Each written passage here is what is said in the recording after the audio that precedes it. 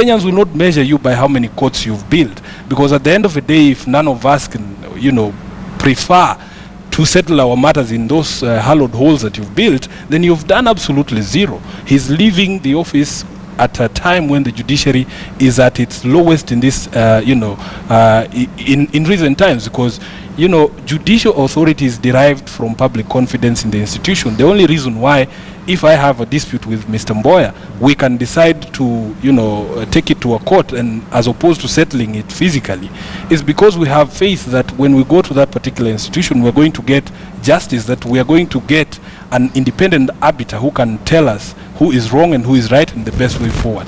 But as we sit and as we speak today, that confidence has waned to a level that we have not seen in post-independent Kenya, and I don't think you as the head of such an institution can claim any credit or seek to draw any glory from the service that you've rendered in that particular period. I think we must be very fair to persons and to individuals. I think there will obviously be a mixed scorecard for Mutunga at the end of his tenure. I'll be very reluctant to say he's the best or he's the worst.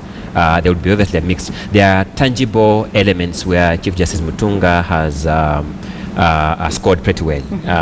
Those of us who have worked through with the judiciary long enough, and those of us who have interacted with judicial officers at a personal level long enough, have derived lessons that the working environment for judicial officers has relatively improved in recent times. And therefore that's a positive environment, so that you have denied people excuses for being inefficient. You have conduced a fairly fairer working environment, and not that it is the best.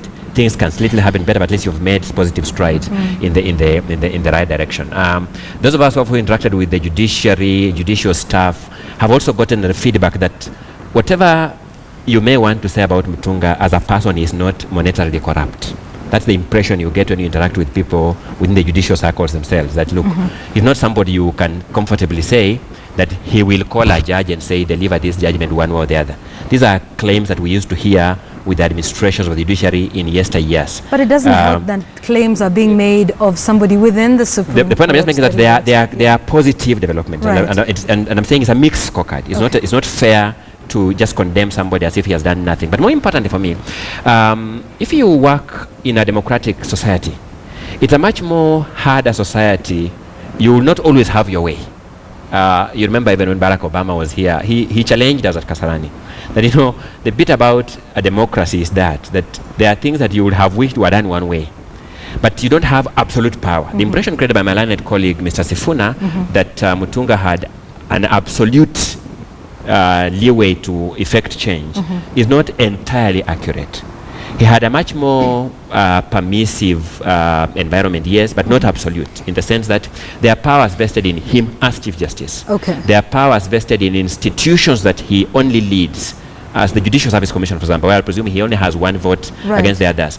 And there are also, there's a legal framework. For example, when you raise the question, from the time you got the affidavit, there's an entire Article 47 of the Constitution about the right to fair administrative action, so that you must undertake a measure of inquiry that satisfies a certain threshold of fair administrative action before you can pursue certain actions against an individual.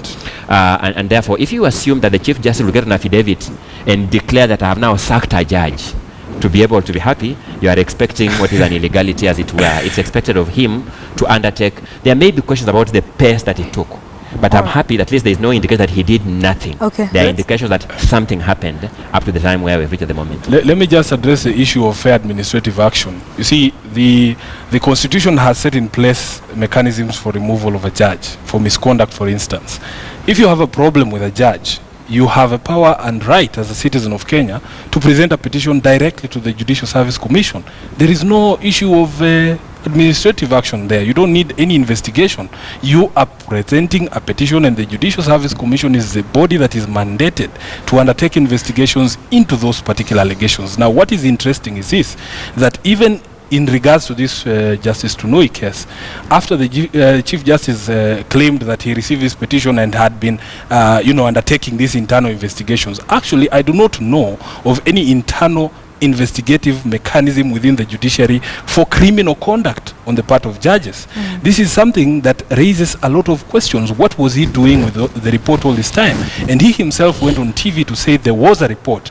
Now, when the Judicial Service Commission sat and discussed the matter and actually formed the committee to investigate it, we were told there was no report.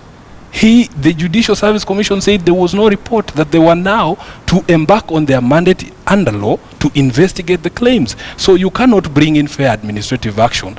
And it is not a coincidence that immediately this so-called whistleblower went on TV is when the Chief Justice suddenly felt the pressure to, bring this matter to the fore and bring it to the organs that are mandated by law to take investigations. All right. Apollo, you've talked about this and said that, listen, whichever way this goes, whether the allegations are proven to be true or false, that we've reached a critical juncture where we need to take a look at some of those issues, and also raising the issue that it was a 5-judge bench that heard this case.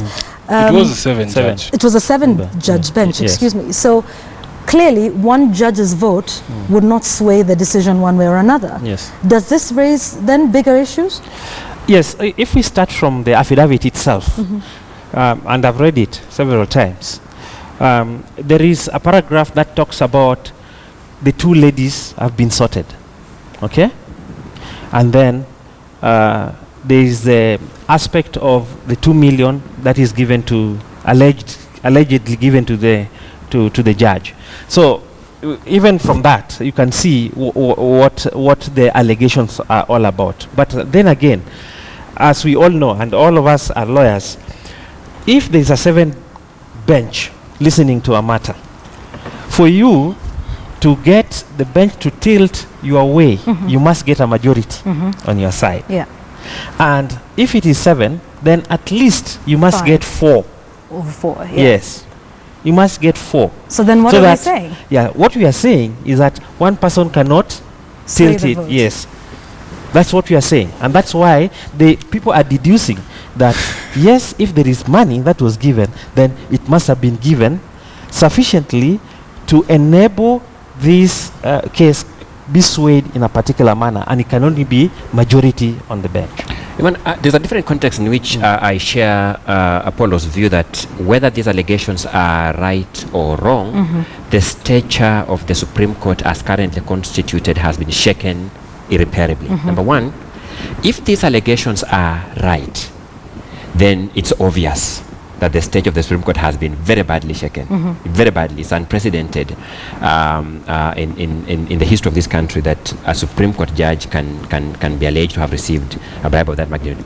But even if these allegations are eventually found to be false, my thinking is this, that the nature of a Supreme Court must be such a hallowed court, a respected institution.